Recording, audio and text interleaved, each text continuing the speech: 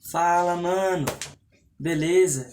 Então, é, hoje eu queria falar pra vocês que nesses 3 dias que eu fiquei sem gravar, eu tava na casa da minha tia e aí meus pais viajaram, né? Aí meus pais tiveram que deixar meu irmão e eu lá na casa da minha tia. E aí, agora eu voltei, né? Hoje eu tô em casa, só que eu tinha voltado na verdade ontem, né? Só que por causa das minhas responsabilidades, algumas delas, e também eu fui jogar um pouquinho de bola, eu tô gravando agora nesse horário. Foi mal, gente, desculpa. Mas eu vou estar gravando com vocês aí a continuação.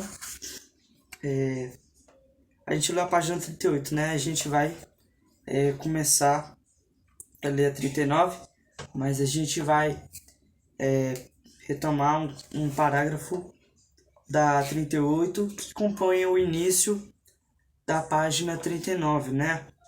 Então, bora lá começar, beleza? Então, vamos lá. Essas questões são um tormento permanente para muitos dos meus colegas. Quando o médico dá um belo presente à sua esposa, pode não se aperceber de que foi só para conseguir o perdão por lhe dar tão pouco do seu tempo, tão absorvido que está na sua profissão. E ele ainda fica decepcionado quando ela manifesta pouco entusiasmo ao receber o presente. É porque ela preferia muito mais que o marido lhe desse um tempo igual a que outros maridos dão às suas esposas. Evidentemente, os presentes não são sempre uma compensação pela culpa, mas é provável que isso aconteça com mais frequência do que pensamos. Assim, vemos Jacó, que se portava tão mal com seu irmão Esaú, antes de encontrá-lo para reconciliar-se com ele, oferece-lhe preciosos presentes, que dividiu em partes e os mandou sucessivamente para aumentar o efeito. Gênesis 33, versículo 13 até o versículo 32. Contudo, Jacó não conseguia se libertar da sua consciência pesada. Ela, então, talvez estivesse mais avivada ainda por ele ter feito uso de uma manobra tão astuciosa. E enquanto esperava para encontrar-se com seu irmão, passou uma noite atroz, uma noite de insônia, uma verdadeira batalha. Ele lutou consigo mesmo, mas que isso terminou por perceber que estava lutando com Deus. Então, com a audácia que o caracterizava, brigou Deus a abençoá-lo. Eis aí o grande paradoxo que sempre encontramos em toda a Bíblia.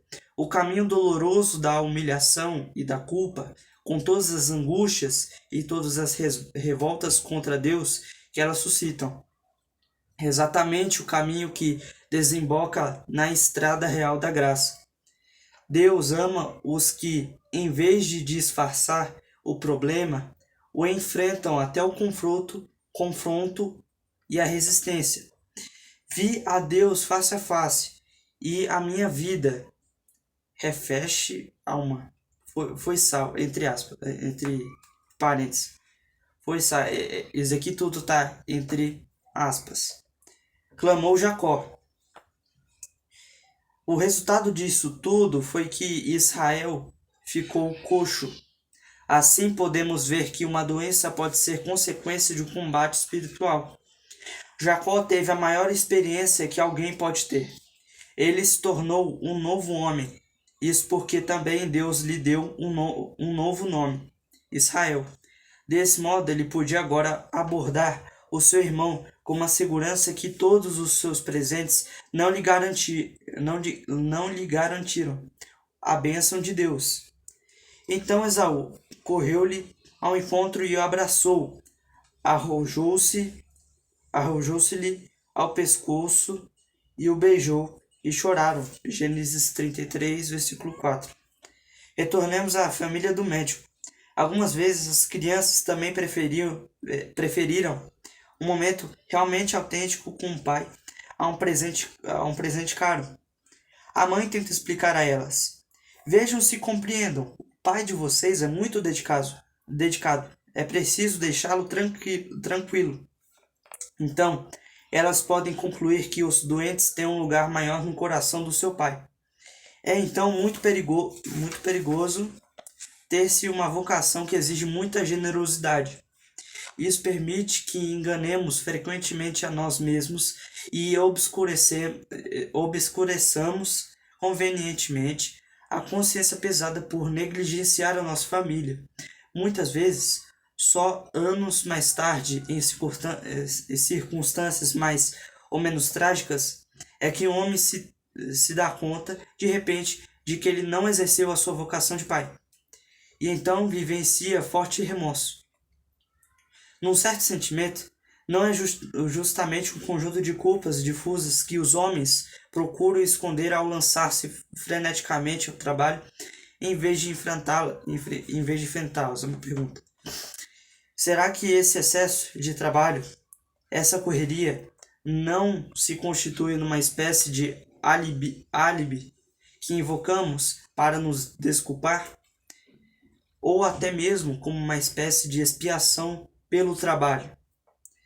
Quando a procura do lucro, da consideração social ou da gratidão nos envolve nesse turbilhão, não devemos ver nisso uma capa para a culpa? Por que essa procura exprime uma necessidade de revalorização de si para contrabalançar a desvalorização interior que a culpa nos traz? Vemos muitas pessoas se lamentando o tempo todo a respeito da falta de tempo.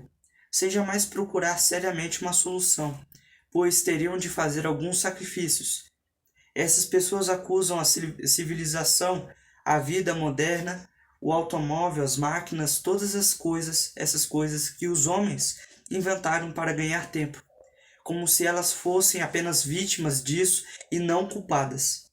No fundo de nós mesmos, bem sabemos que temos a nossa parte de responsabilidade nessa agitação toda, que nos deixamos envolver pelo curso da vida em vez de resistir a ele pela reforma da nossa própria vida, e que o problema é antes pessoal que social. Se sentimos a consciência pesada por gastar tempo à toa, como falamos há pouco, nós a sentimos também por não mais saber relaxar ou repousar como Deus ordenou. Êxodo 20, versículo 10. Ou ainda meditar, ou orar, ou passar algum tempo em tranquila contemplação. Precisamente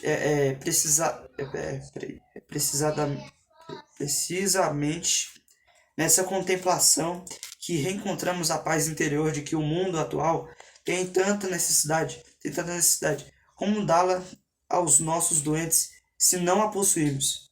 Como ensiná-los a organizar melhor a vida se a nossa está tão confusa?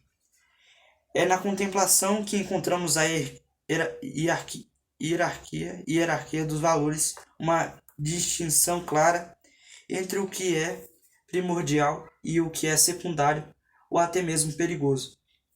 Quando lemos os evangelhos, vemos que Jesus Cristo, cujas responsabilidades eram bem maiores que as nossas, se mostra menos apressado que nós.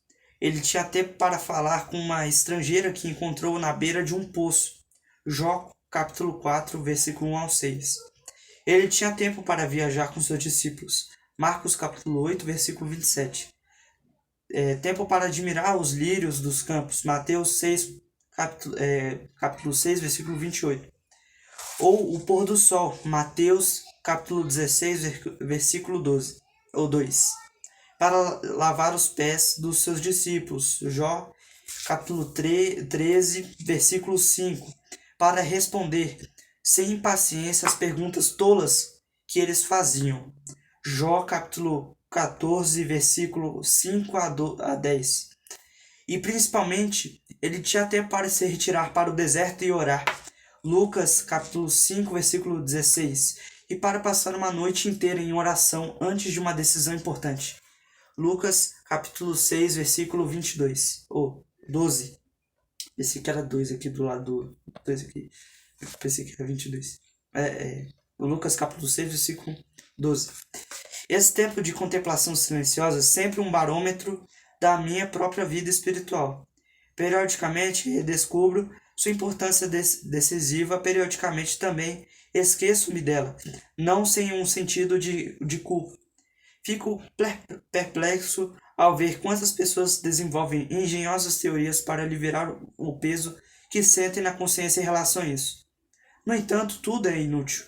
Como prova a